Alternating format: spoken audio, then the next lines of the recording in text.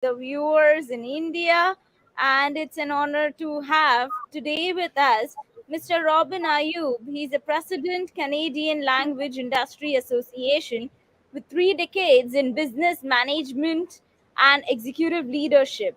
He has been focused on business growth and has built up his expertise in customer acquisition, increasing the revenue, profits, and many more things to strategically grow your business in different domains.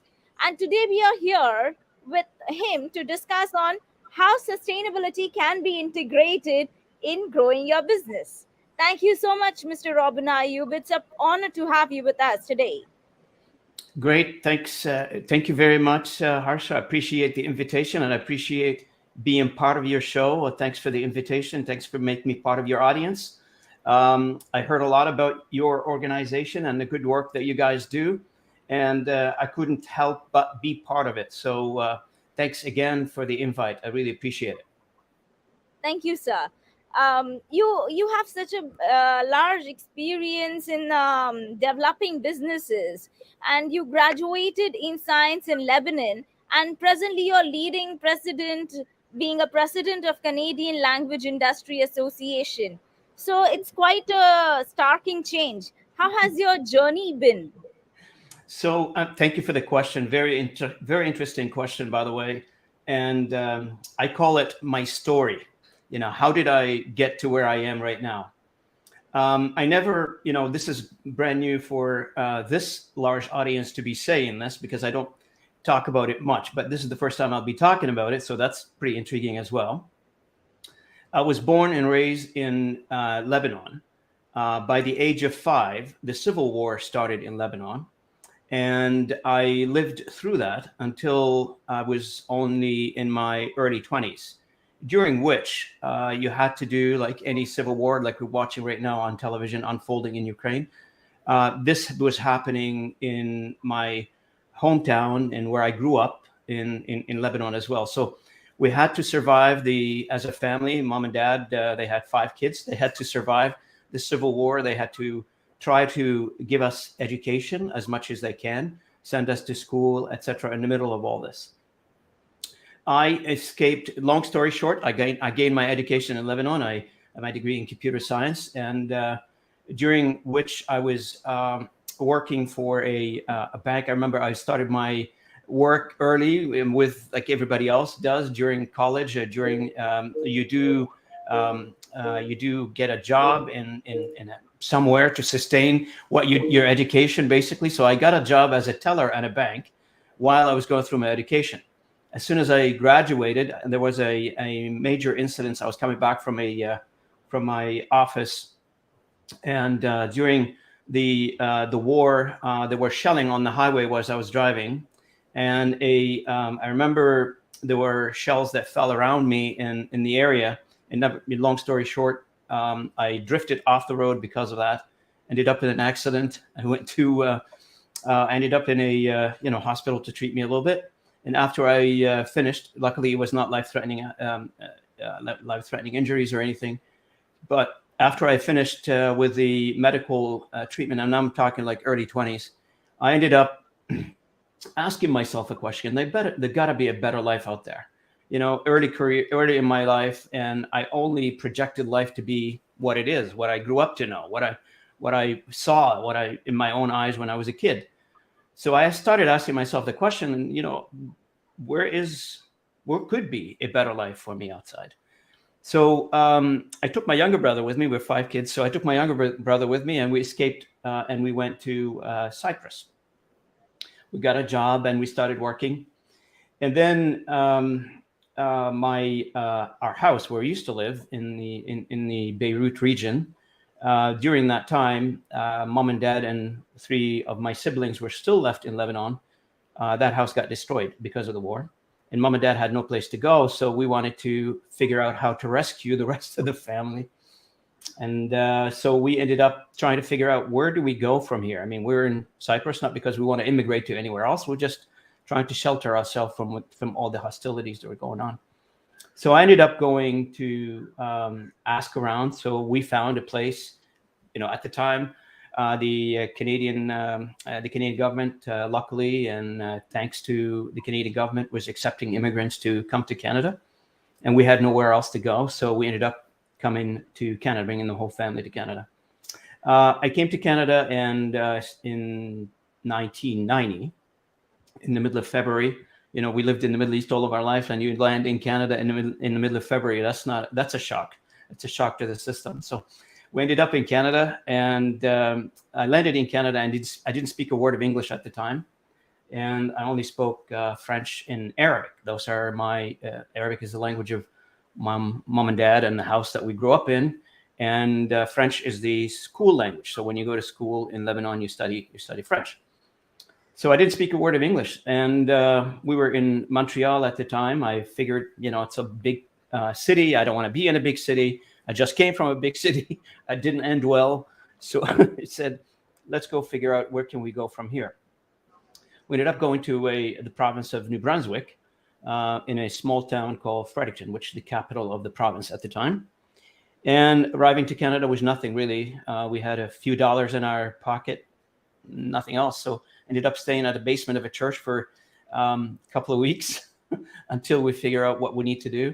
I got my first job. Nothing in the education that I took had nothing to do with the job that I initially obtained. I'm proud to say I started in a small menial jobs doing construction work, and then the head of the company where I was doing the basically sweeping the floor. That's what I started doing. He figured that I'm a computer programmer. Somebody told him. I don't speak English. So there was somebody intermediary trying to fix all these conversations, trying to translate all these conversations. And that's maybe down the road why I drifted into localization business. Long story short, I was doing construction during the day. I was doing programming for that individual at night. And it mushroomed from there. My name got out that I'm a computer programmer. So I started working for companies like Blue Cross, Purolator, etc. And from there on, I went to telecom, and in telecom, I did system engineering and network design and a few other things like telecom would do. And one day we were supposed to be presenting to a customer about our, sales manager was supposed to do it. I was supposed to help them design the system. So the sales manager didn't make it, was not able to come to the meeting. I remember the CEO of the organization coming into me and telling me, hey, today you're going to be the salesperson. I said, no, I'm an engineer. I don't do sales. And he said, no, today you are going to do sales. So I couldn't refuse the instructions or what he asked. So I ended up going to the meeting, playing the role of a sales manager, although I'm not a sales manager. And so, but on my way to the meeting, I said, what was the objective? What do you want me to do in this meeting? He said, Robin, we want to win the deal, like typical salespeople, right? They want to win the deal. So I went in, I did the presentation for the client, and we ended up winning the deal. And that was my shift in my entire life, because right after that meeting, the CEO of large organizations take me out for lunch, and he tells me, from here on, you're a salesperson. Forget all that stuff about technical and doing all the design and computers and all that stuff. You're a salesperson now.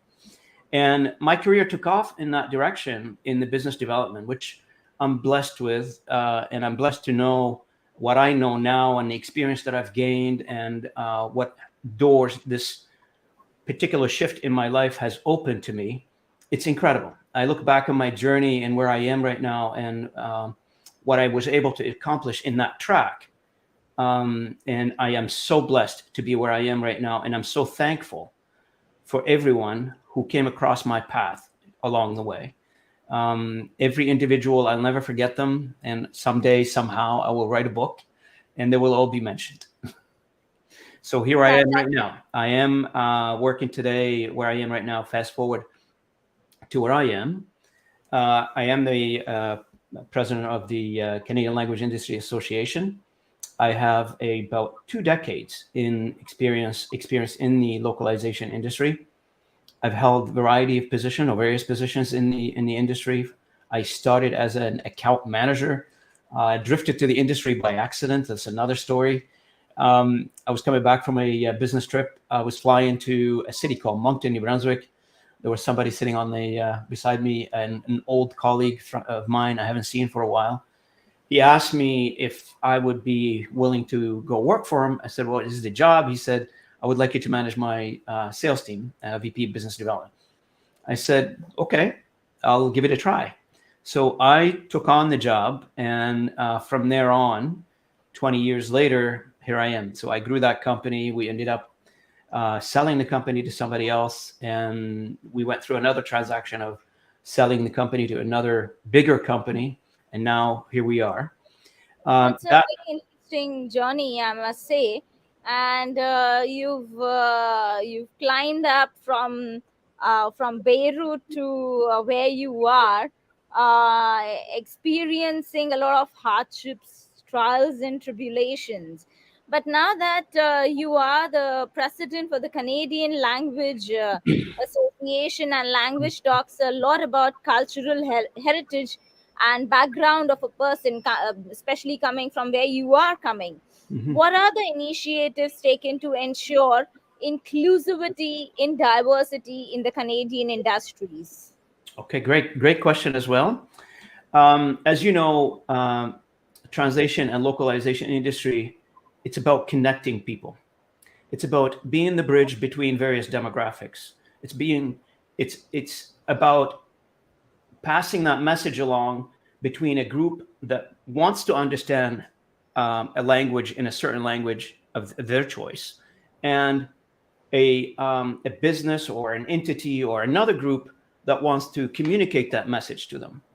So this is what the fundamental, if you will, about the industry, which by design allow us to be more inclusive. So for instance, our industry in Canada covers hundreds of languages. So that allows us to employ people in a variety of origins, variety of mother tongues, because we need people to speak those languages. So by design, the industry is opening opportunities for various demographics, for various ethnic groups, because we need them. We need to, that's a business reason, and B, a community reason. So we want to make sure that we're communicating. For instance, the city that I live in, which is called Toronto in Canada here, the city is a melting pot of variety of various demographics. So, the last count I have in Toronto, there's about 128 spoken languages. So if you are a business in the localization industry or the translation industry in Canada, you've got to be able to accommodate these groups. And how do you do that?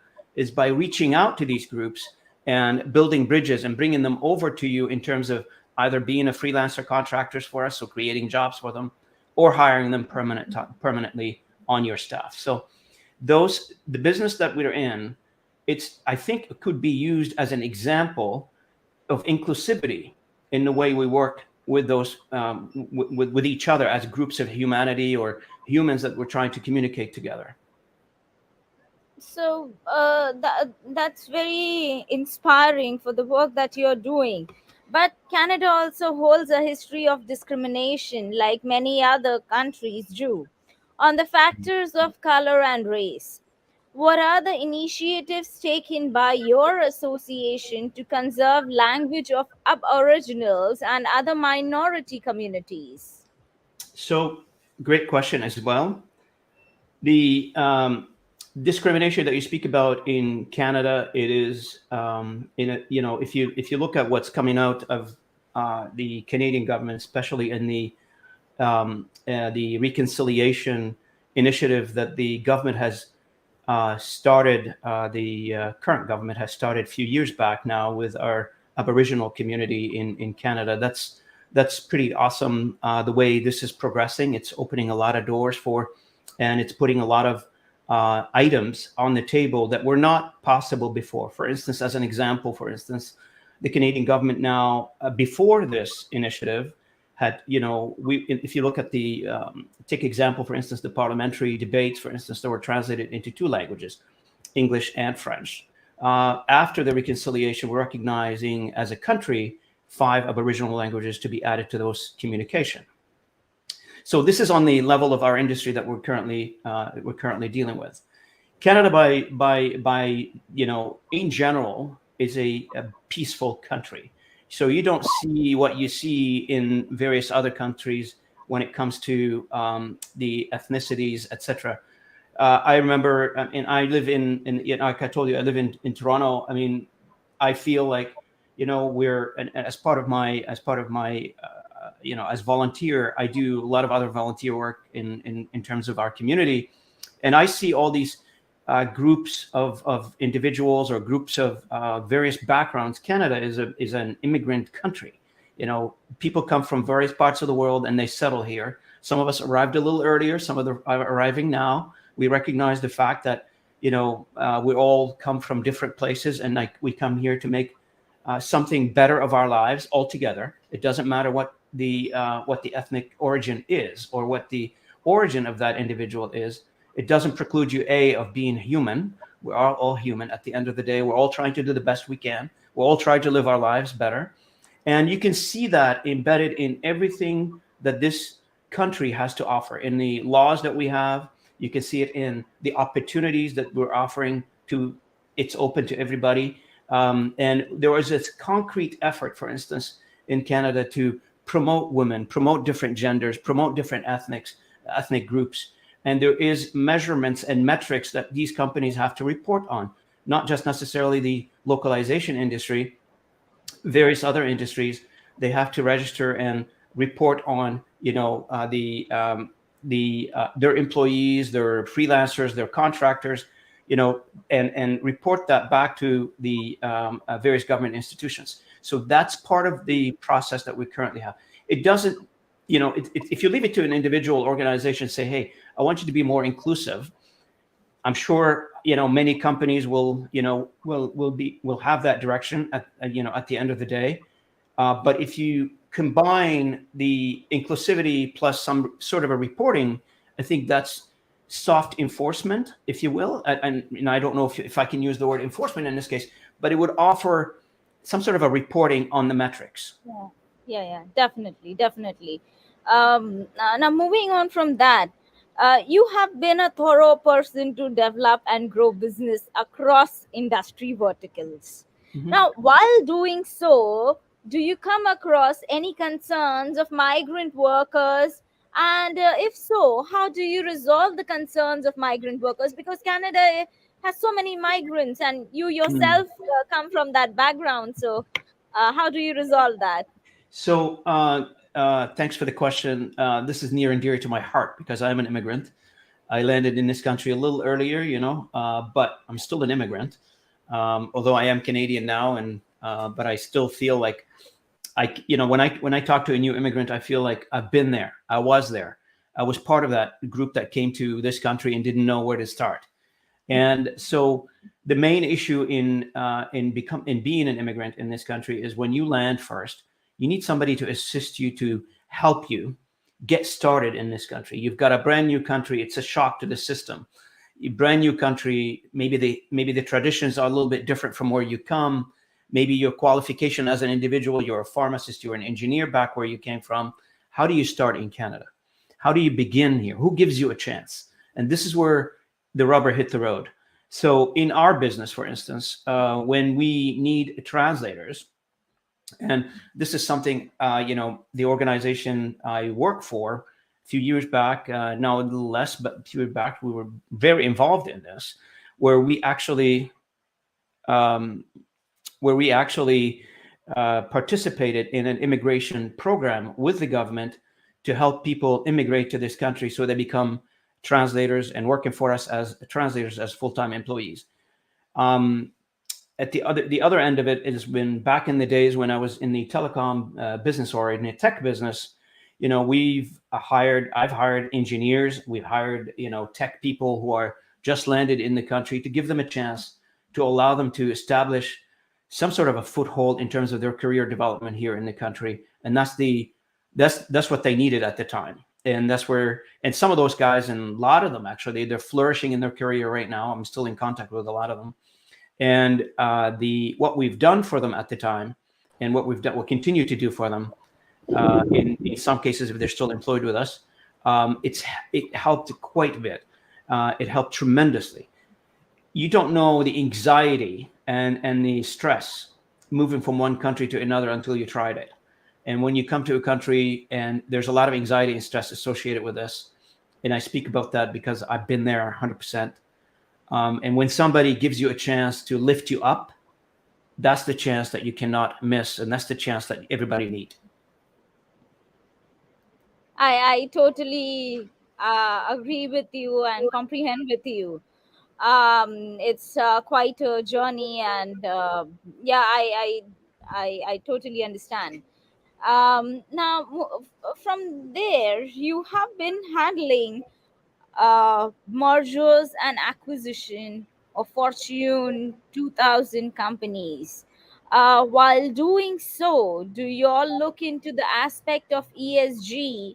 And if so, what are the factors when you all are dealing in mergers, acquisitions, or investments?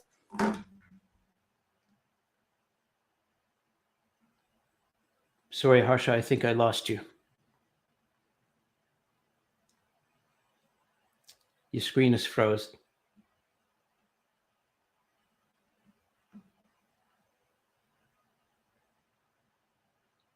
Sorry, Harsha, you're offline or you're on?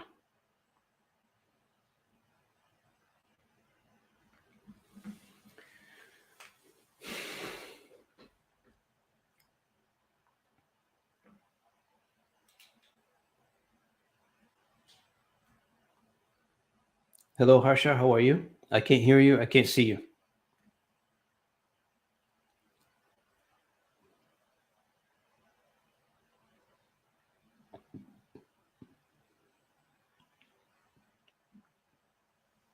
Sorry, everybody. I think we lost Harsha, I guess. Um, if I understand the question, maybe I'm seeing my live here. I think I'm live still. I don't know, but let's let's carry on with the question. I guess Harsha's question was around. Sorry, Harsha, you're back. I'm trying to keep the show live here. I Yeah, lost you.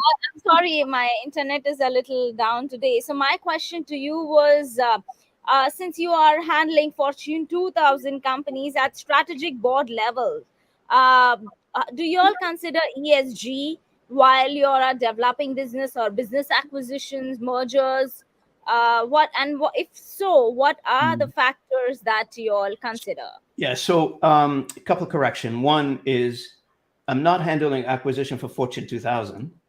B, was I involved in mergers and acquisition? Of course I was, in variety of levels. So discussions in between, scouting for perhaps an acquisition target. Yes, I was involved in those. Um, the fundamental question, though, the basic of the question still exists, and I understand where you're coming from. So do you consider, and let me rephrase what you just said, do you consider the ESG element in an acquisition process? Of course, it has to line up. Any acquisition, it has to meet the cultural parallels, if you will. So if you look at an acquisition now and the culture doesn't meet, that means it's not going to be successful. So you look, what I mean by culture is the company culture. So company culture A wants to buy company B. If the cultures are not parallel business wise, it doesn't work, because then you're going to have a clash, and then that transaction is going to fail anyway. So the emphasis starts from, do we have, is beside all the mathematics around, is it successful business? How much do you want for the business? The second question is, on the human side of it, does it really fit? And what I mean by that is there, do they have the same, let's say, hiring culture, measuring of the staff? Do they operate in the same fashion that we do operate? ESG is part of it, obviously, and nobody wants to, be associated with a company that treats their employees strangely, badly, don't have an equal opportunity hiring process. Why would you want to do that? So those are my personal opinions, by the way. I've been there. I've touted those before. So back to your question, ESG is very important. I think I lost you again. Hush, are you still there?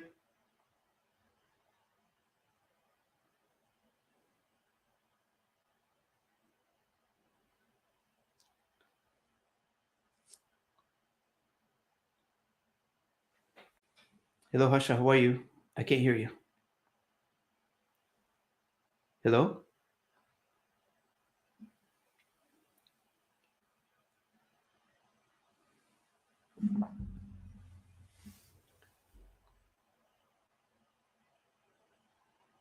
Hello?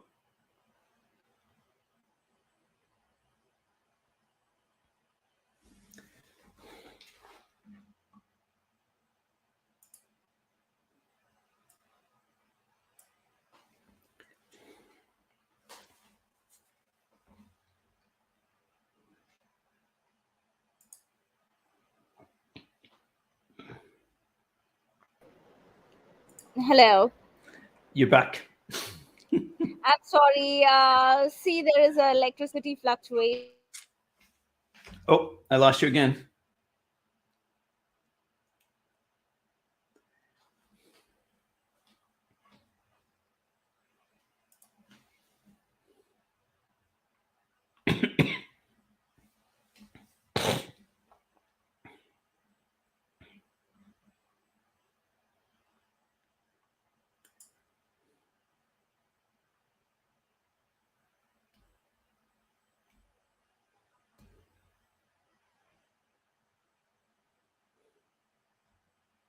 Hello.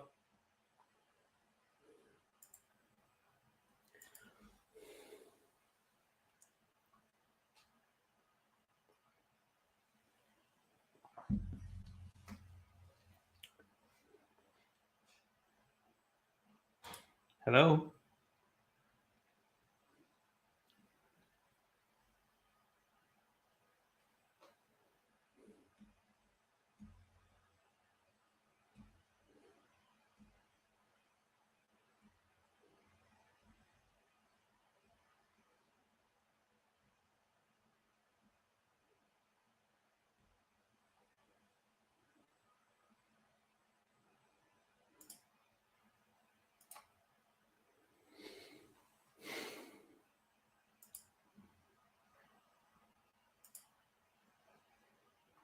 Hi. I guess I have poor internet, so I would just request you to share your message with our viewers instead of derailing it.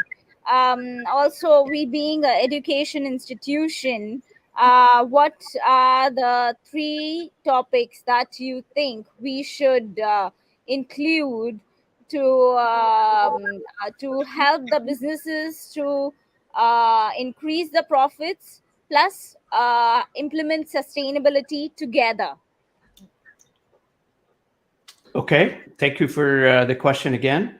So the various topics that you probably should include in your program or in your education curriculum. One is speak more or talk more about um, issues that reflects the concerns and the problems that the humanity is facing right now. And the curriculum should target about ways of solutioning them.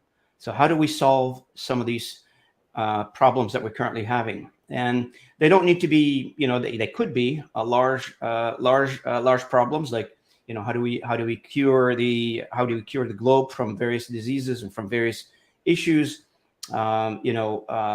The reliance on a variety of fossil fuels, etc. So those could be a conversations to be had, but they don't need to be as large as this. From a company perspective, focus on the efficiency. How do we create profitability? Is by, I don't know if you guys talk about it in your curriculum, but there may be an opportunity for the things like Black Belt, Six Sigma, and few other things that you probably can emphasize in trying to, because those, when we talk about doing things efficiently and sustain efficiently and use as little resources as possible to do something, it doesn't just necessarily increase profitability, but at the same time it helps the environment, it helps a variety of things.